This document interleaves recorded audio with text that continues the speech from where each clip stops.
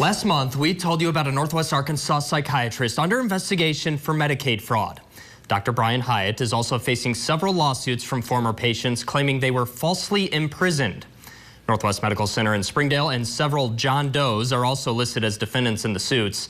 We talked to some of those former patients and have more as we continue our investigation. Half his life, William Van Wise lived with depression and anxiety. I've always been on medication and trying to balance it. Last year, he did what he's always done, sought help. He checked himself into Northwest's Behavioral Health Unit. That unit is straight out of the 1950s, One Flew Out of the Cuckoo's Nest. Yes. Once trying to get in, after a few days, he found himself fighting to get out.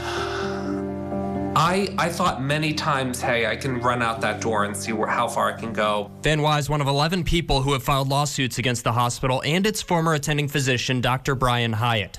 7 of them, Van Wise included, are claiming false imprisonment. Van Wise, during his 2022 stay at Northwest Behavioral Unit, even petitioned a circuit court for his own release. That petition claimed Van Wise was being unlawfully detained by Northwest Medical Center and Hyatt. It continues, saying that he demanded his release and has been denied. I was calling my husband, calling my friends, saying this place is not safe. The motion for release goes on to say Van Wise's husband even showed up to the facility and asked that he be released and was denied. I've never felt more threatened than I did right then. None of it worked until he got this court order for his immediate release. I have a court order from Judge Taylor in circuit court. The judge ruled that the Washington County Sheriff or other law enforcement helps enforce it.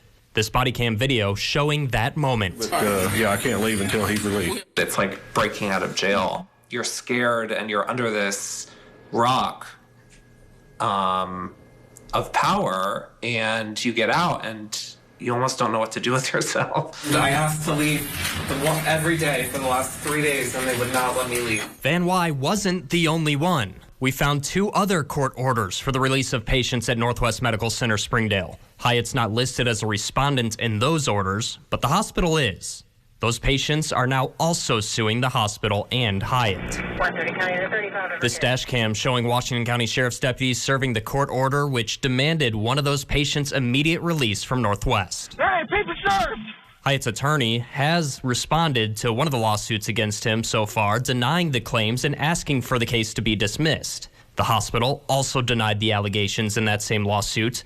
And the plaintiff did dismiss the claims against a nurse that was previously listed as a defendant. These are not the only people to accuse Hyatt of holding them against their will. Darius Racy is also suing for false imprisonment related to his time at the hospital in April 2022. Getting out of there messed me up.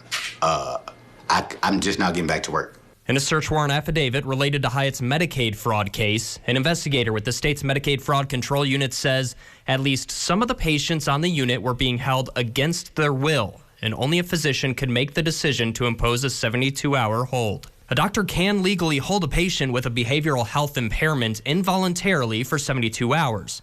But Van Wise says that's not what was happening. And you were there voluntarily. Yeah, I was there voluntarily. In his petition, his attorney said there was a long-standing practice of coercing patients into signing consents rather than letting due process take place. Other hospital employees not named in these petitions are now also being accused of mistreating patients. We found 2 arrest affidavits from March of 2 people who used to work here with Dr. Hyatt. They're accused of abusing patients last year. Affidavits say in March 2022, Colin Harlan and Isaiah Morris threw a patient to the ground.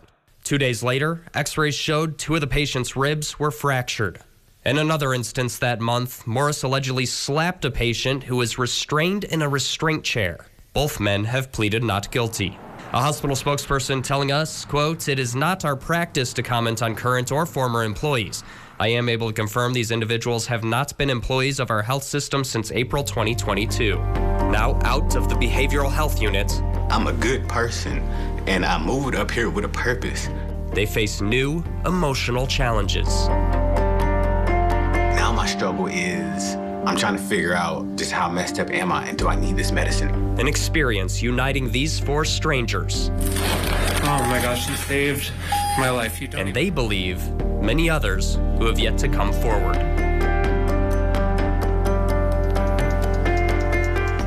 There have been more to come forward. When we did the interviews, only 3 people had filed lawsuits so far. Now that number's up to at least 11. Van Wy and Racy have both filed a lawsuit. Attorneys tell me more are still coming. We've reached out to Hyatt and his attorneys multiple times for an interview, but never heard back. The Office of Medicaid Inspector General says Hyatt's contract at Northwest was abruptly terminated in 2022. In the Arkansas Medical Practices Act, we found a requirement for hospitals to report in writing to the medical board any physician whose hospital privileges have been revoked, limited, or terminated for any cause, including resignation. But the medical board didn't have any such report. We asked the hospital why.